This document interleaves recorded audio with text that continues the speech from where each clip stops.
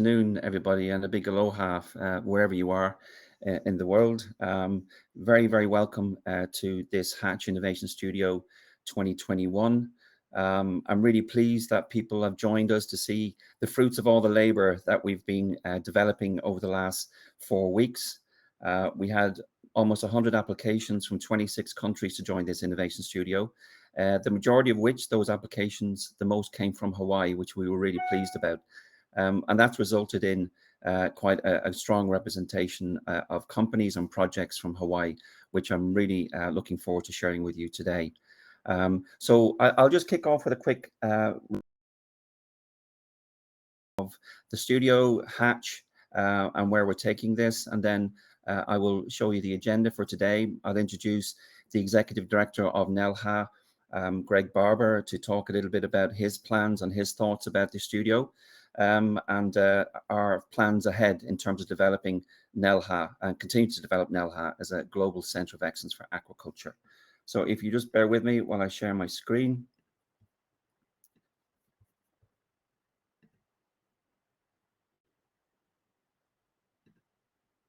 And we'll kick off. So again, welcome to this Hawai'i Aquaculture Innovation Pitch Day 2021.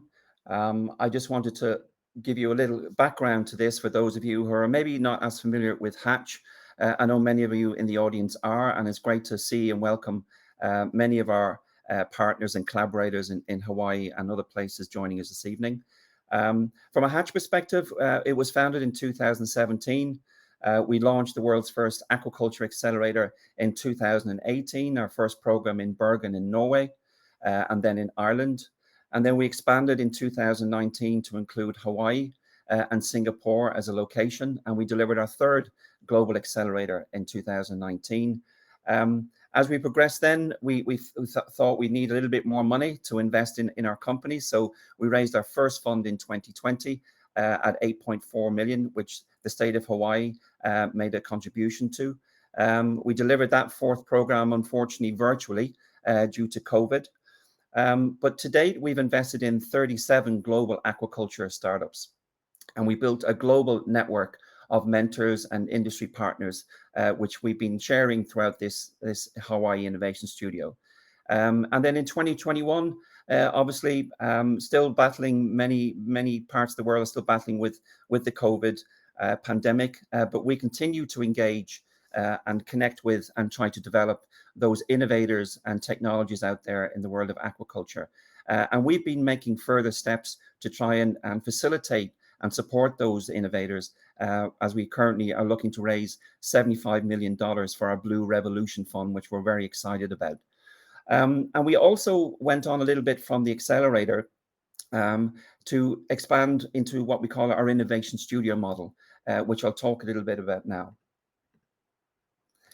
Our HATCH Innovation Accelerator cohort in 2019, just to talk about Hawaii, we attracted 13 companies and brought them to NELHA.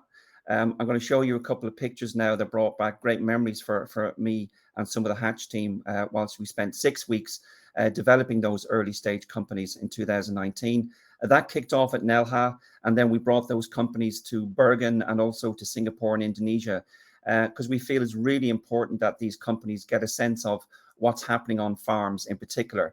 You know, everything stems from the farm and backwards, because many of these innovators and companies are looking to solve the problems that many farmers are facing. Those farm visits were covering many different species, from shrimp to barramundi to kampachi in Hawaii, and a whole host of different types of farming operations, which proved invaluable to our cohort. We have a ton of mentor sessions, bringing in experts from all around the world to engage with our companies, to teach them new things, connect them with new partners, and really help them and guide them along their road to developing their companies. And then, of course, we have demo days. And this picture here is the kahu when we came to Hawaii first. It was really important that we share the tradition in Hawaii by getting our location and our offices blessed by the kahu. That was a wonderful day with many great images. There's Mike McCarthy from DBET, who came along to present his thoughts around what Hatch was doing and the plans ahead that we had.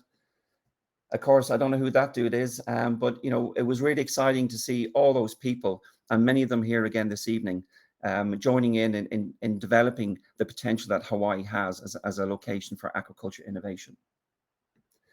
One of the many teams that were on that particular accelerator, Jonathan from Symbrosia. Symbrosia, of course, moved to Hawaii and are located there and are expanding their operations at Nelha. And it's a really good example of the kind of benefits that Hatch and the Innovation Accelerator program and all those innovators can do for Hawaii and at Nelha in terms of bringing talent to that location. Here, companies to Blue Ocean Mariculture. You see Robin there in the middle. Wonderful to see, an amazing operation. And even during this particular Hawaii Innovation Studio, Dick Jones joined our cohort and is incredibly generous with his time to help many of the companies that we have on this particular studio too. So that tradition of cooperating, collaborating, and supporting these innovators continues. Again, you can see from people here from all around the world have come to Nelha to engage and learn about blue ocean mariculture in this instance. And these are some really important and cool photos that we managed to look back on here at our office in Kona. Simon Wally from Biomin, again presenting what that company does and connecting with our teams. And then it's on to Jan Yoshioka from Conservation International, and a global investor, and to have access to people like that, I think many of our teams, even on this Hawaii Innovation Studio, have welcomed. And then we come to these rock stars for aquaculture, and at Nelha, Neil Sims and Greg. These are wonderful memories of our demo day back in 2019, and we plan to have many more.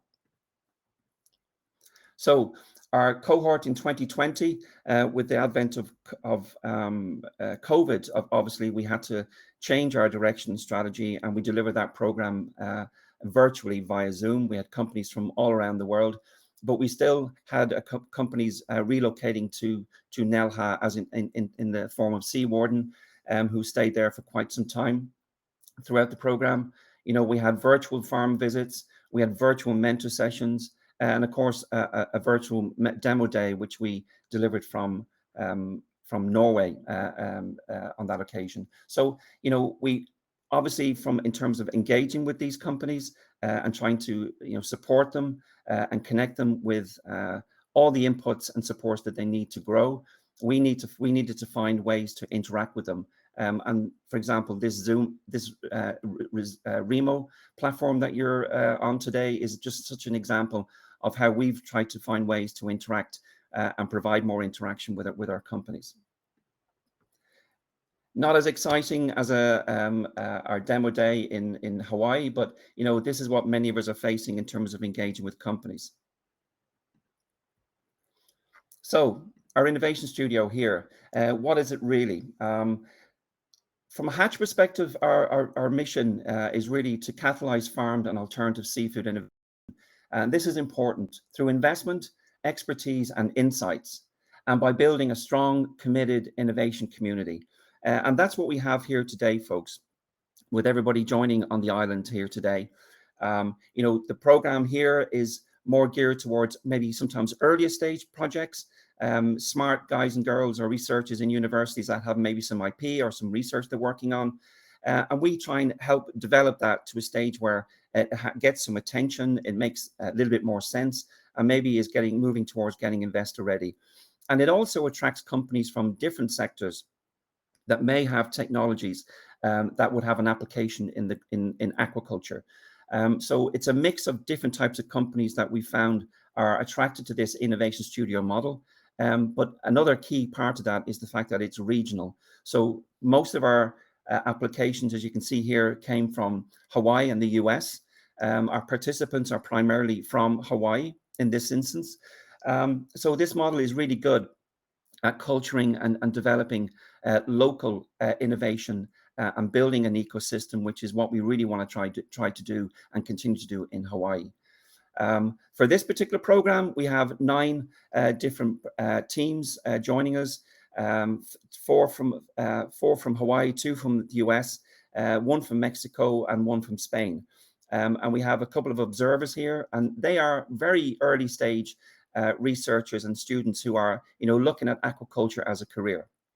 So they've been joining in with all the companies and the projects and engaging with the mentors, which I think has been quite valuable for them over the past 4 weeks. This is a non-equity program. There's no cost to the teams. This is really about building an ecosystem and building a community in Hawaii. And it's been delivered over the last 4 weeks for 2 days a week. So we haven't really had a huge amount of time with these guys and girls.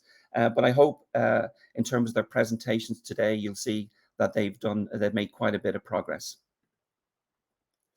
And here is a typical day in the life of the Hawaii from all around the world. So getting very quickly to moving on to the presentations, which I'm sure most of you are looking here to really hear and to learn about what they've been up to. Here's a very quick outline of what we're going to do here today. I'm going to introduce Greg now from NELHA, who's going to talk a little bit about his thoughts on the program and also NELHA. And then we're going to go straight to the team pitches. So without further ado, folks, thank you very much for your time. I hope you enjoy all the information and progress that our teams are going to share with you today. And I'd encourage you, after the presentations are concluded, stay on the island and go and talk to these guys and girls, because I know they'd love to hear from you. So Greg, without further ado, over to you. Introduction. I just want to say a few words to give you a little bit of background on our project here in Kailua Kona on the Big Island, on the island of Hawaii. We have a almost 900-acre technology park.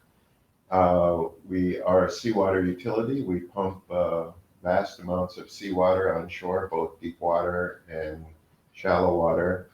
I think it was about 4 years ago now, or maybe 3 years ago, we looked at opportunities and strategic advantages that we have to grow our park, and we realized that there's a significant growth in the interest in food security and food supply. And a lot of that, a lot of people believe that the ocean, is a key component in growing that. We see the federal government getting more interested in ocean agriculture, and we see venture capitalists getting more interested in this. And then we realize that our facility here has a comparative advantage worldwide. We don't believe any other facility in the world has the resources that we have. And so we decided to increase our focus on aquaculture, and especially marine aquaculture. And we decided that one key initiative would be to develop an accelerator in this area. And we selected HATCH to work with us for a 3-year period. And we have been very pleased with everything that they've done. They've had 2 major cohorts in this studio this year. They have raised their venture fund. The state first round was, I think, around $8 million. And they have a new venture fund that they're working on or follow on to keep these companies growing. So we're very excited. In this studio is really exciting. A lot of what we're trying to do is develop this pipeline of companies, and also develop the training programs, or finding a way to have local residents here in Hawaii get involved in aquaculture companies and get the training that they need with the University of Hawaii and other universities and colleges in Hawaii. And so this is a key event for doing something like that, and we're very pleased with everything that they've done, and especially I think this innovation studio is very exciting. We have found, since the pandemic, which has thrown a wrench in everybody's plans, but we have found that, aquaculture is very resilient in terms of the economy, and it will help us build a stronger economy and lay the groundwork for a stronger economy in Hawaii. We haven't lost, since the pandemic began in, I think, March of 2020, we haven't lost any companies here, and we have about, I think, about 55 different companies here at our facility, and we haven't lost any businesses, and we've actually added 6 new companies in that period. So that really points to the resiliency of this sector and gives us more encouragement that we're on the right track to grow this area. And we are looking at expansion over the next couple of years. We have recently received a grant from the federal government to continue our Accelerator efforts for the next 4 years. And, we hope that will really help us out in kind of getting this project self-sustaining. And then if I can share my screen a little bit, this is pretty exciting. So we received some money from damages of buildings that we had on the other side because of the volcanic eruption in Kilauea. And so we're building a new innovation center. Our existing research campus shown on the screen is completely full, and offices are completely full. We have no space. And so we're looking at a 9-acre expansion of our new innovation center. And we're developing a master plan for this area, a couple of buildings. And, we're to the phase now where we're looking at new buildings that we're going to be starting to construct hopefully in the next couple of years. And this will further build our status as a center for global aquaculture in Hawaii. And the new building is quite nice. It has about 10,000 square feet of offices and about 10,000 square feet of wet lab facilities, which I think will be really important. And, we also have we have some tankage area outside. So I think, what Hatch is doing and what we're doing really fits in with our long range plans, and hopefully the companies on this studio, this will provide them that impetus to go to the next step and continue to grow aquaculture. And we would love for them to come down here to Hawaii. So that's a brief introduction. Just thanks again to all the folks at Hatch. Thank you. Thank you, Greg. And I think those plans and those kind of that infrastructure and those and the potential that Hawaii has at NELHA is going to be awesome. And I guess part of what we're doing is trying to fill that pipeline and develop that pipeline of companies that will avail of these amazing facilities as we develop this. So, and this is why we're here today, I guess. So, folks, I'll kick off with our first presenter today. This is again an example of a company where their focus previously wasn't necessarily in aquaculture, but they're looking at aquaculture as a real opportunity, being the fastest growing food sector out there, as Greg has mentioned. So I'm really pleased to introduce you to Matthew Carnes and HATCH Solutions. Over to you, Matthew. Aloha, mai kako. We're at HATCH Solutions, and we offer a machine learning platform. I'm Matthew, and 10 years ago, after growing up farming on land, I decided to make a switch. I got a degree in marine biology, and my first job was working on fishing boats, counting fish for the government. In 2017, one of my contracts was cut short, and I had to be rescued from a fishing boat near Fiji that was systematically starving crew, including myself. But with 707 days at sea for experience, I felt there had to be a better way to count fish. During my final contract in the field, I started using a GoPro to record fish and review the footage later, and I soon found out that that technology was what is now known as fisheries electronic monitoring. In 2017, I leveraged my camera experience to begin implementing electronic monitoring in the Hawaii fisheries, and we developed standard procedures and protocols to film fish. And in 2018, I watched 2,000 hours of footage from our cameras. I quickly got burned out and realized this too could be better. With over $1 million in funding from NOAA, we implemented the use of machine learning to review footage, and by 2019, we were able to identify whales and turtles. At the same time, I heard on the radio that somebody was using machine learning to count fish in the fish ponds here in Hawaii, and I tracked him down to ask him some questions. He introduced me to my first pitch competition in 2019 called the Purple Prize. I pitched the technology and we won $40,000, which I used to build a team to create our own algorithm, which has become a robust product that can detect and identify fish and key characteristics like length and damage. The model works in different lighting conditions as well as in and out of the water. I brought on a machine learning expert and a business strategist who have founded companies in the past to begin rapidly growing our company. Fisheries monitoring is a growing sector, and it's valued at $1.3 billion by 2028. In 2021, we did $160,000 worth of revenue. We secured 9 customers, installed 26 of our systems into the fishery, replacing all of our competitors in the state. And by 2023, we will have completed deploying systems to 145 vessels with a revenue of $5.6 million. In 2028, we project a revenue of $46 million. Now here is a picture of a Hawaiian fish pond.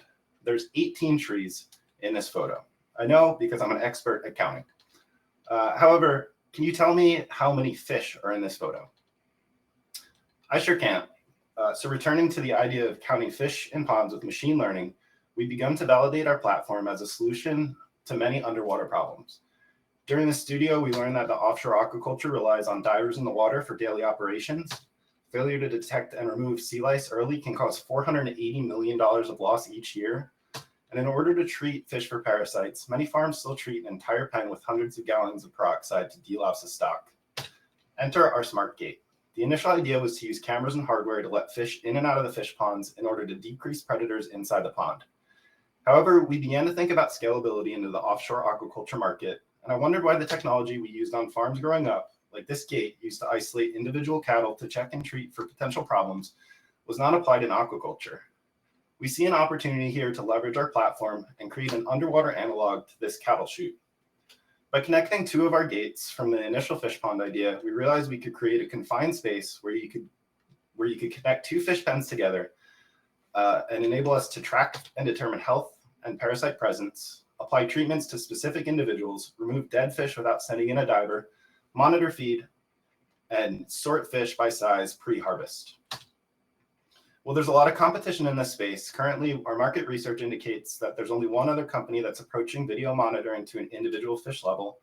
And we believe that applying the strategies that we use to scale into fisheries, we can build a product for the aquaculture market that enables us to compete with the companies in the top of the sector.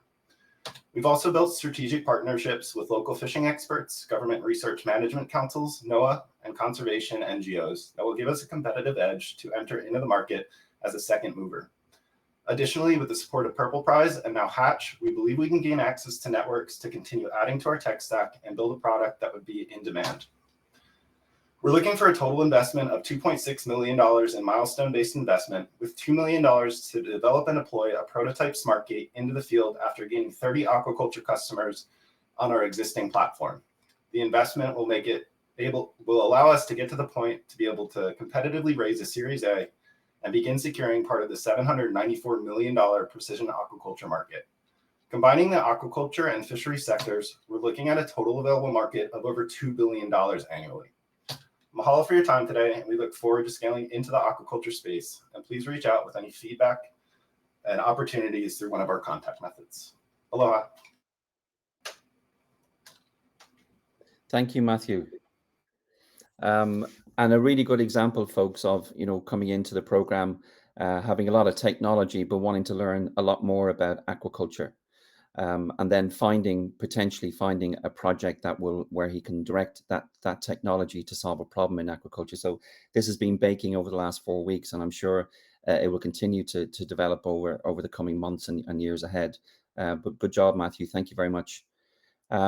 Moving on, folks, I'm going to introduce you to a company called HATCH from Spain, and Sarah Diaz, live from San Francisco Airport. So if you hear any strange noises in the back, it's 747s flying above, but hopefully we'll get through this without too much interruption. So Sarah, over to you.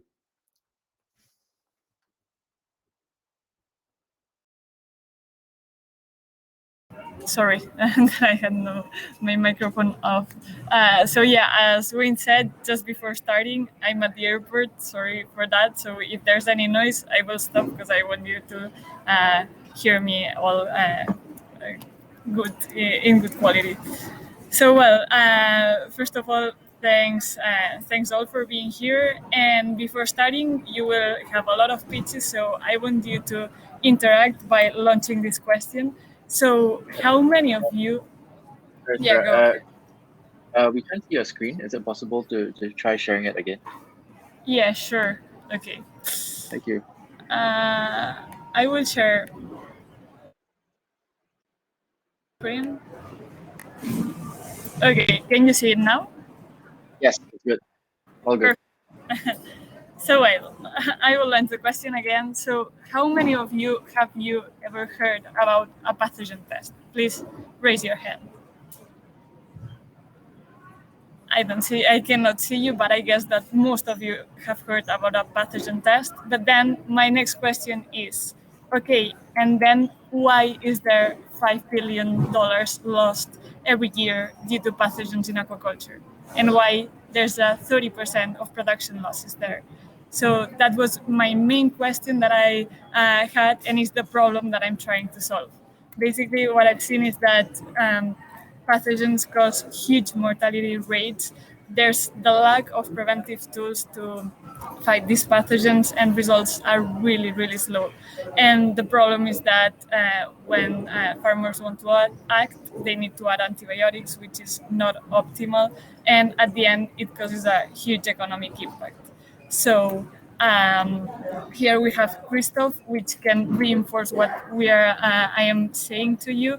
He's a shrimp farmer from Lithuania, and he told us that he had some episodes of pathogens, and he had the whole production lost within 10 days. And FAO says that this is as the primary constraint of economic development of aquaculture. So I think that the problem is clear, and you may ask yourself, okay, there's plenty of pathogens. Which are you going to target? We want to start with bacterial infections, and more specifically to viruses, which account for 80 to 90% of all bacterial infections. And why the current practices are not optimal? Basically because you have a tank, and the routine test that farmers perform is by plating what's in the tank, but then basically you get a counting of green and yellow colonies, which is not super accurate. When they see that there's a disease, then there's another method, which is sending samples to external laboratories, but results can last from 24 hours to 2 weeks, which that's not optimal at all. And basically what we want is to install a device that automatically sends the results to farmers. So how our solution works, basically we have a device that is placed next to a tank and is continuously pumping water to the device. Then this device contains some cartridges, which are based off a living technology. This technology are organisms that we genetically modify, and we make them capable to detect the pathogens that we are interested on. And we fuse it with microelectronics so we can sense what our organisms are detecting. And then all the information is sent to a platform. So in that platform, we can send early warning alarms when we see an increasing trend of some pathogen. And we do not stop here. And what we want is to also assess the farmer to what to do when we detect that there's some pathogen. regarding the go-to-market strategy, our early adopters would be the sea bass and sea bream market, as we are in the Mediterranean, but then we would move to the shrimp market, which is the bigger market, and we would start in South America and then move to Southeast Asia, but we do not want to stop there, so we would look for other facilities and other pathogens.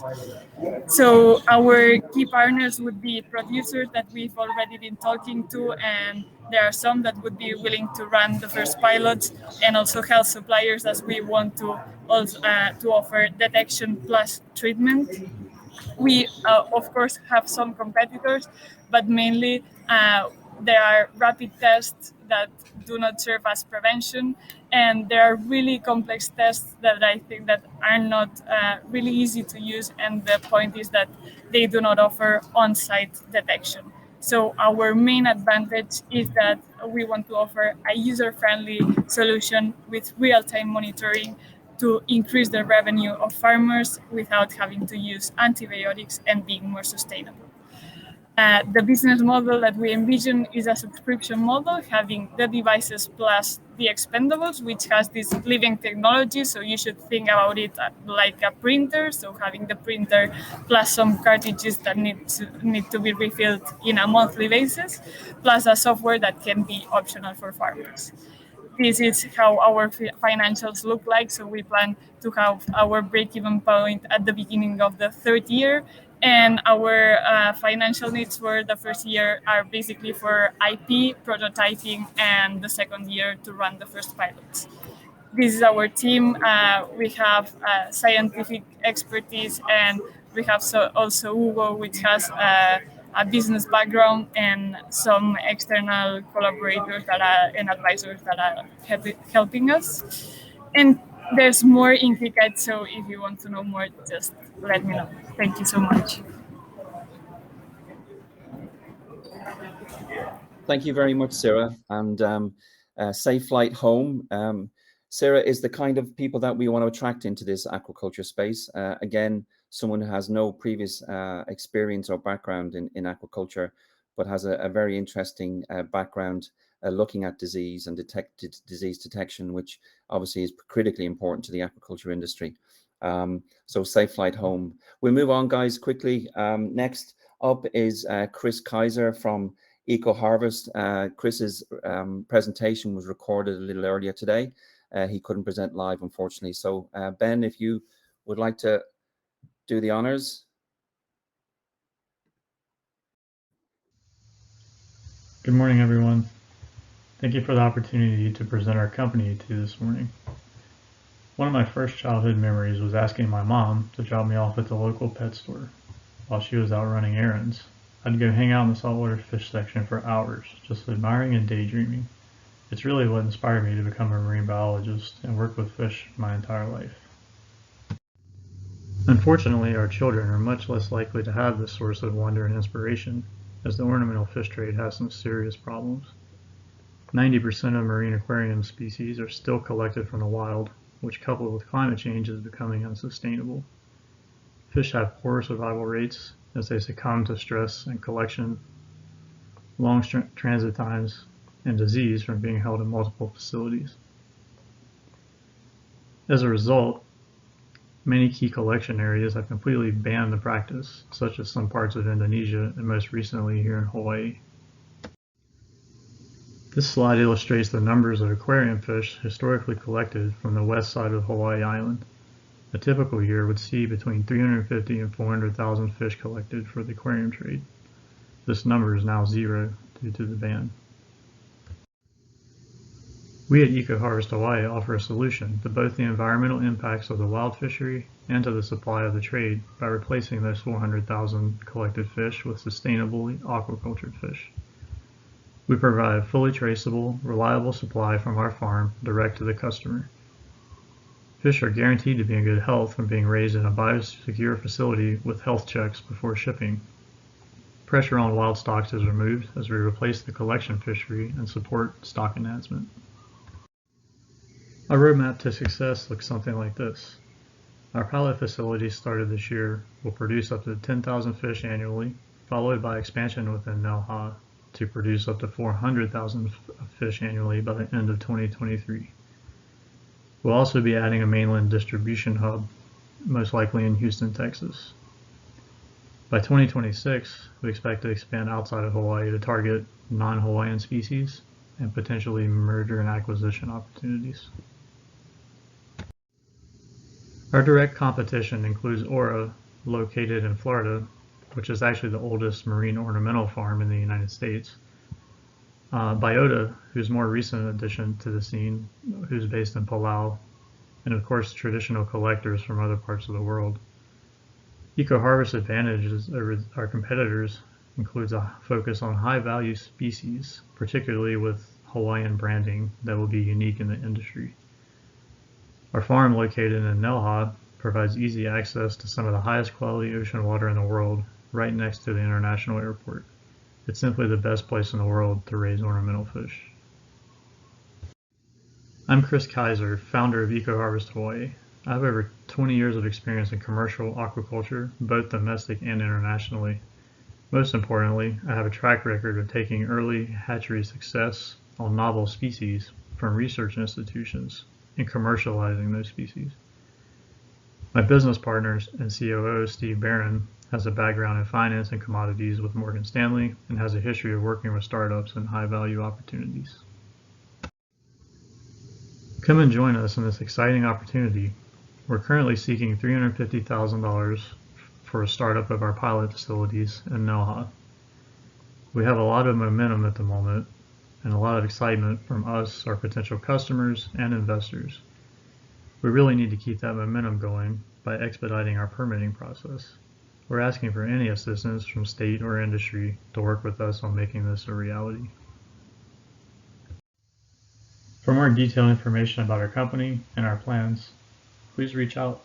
We're happy to discuss more with you. Thank you all for your time this morning. Hope you all have a great day. Aloha.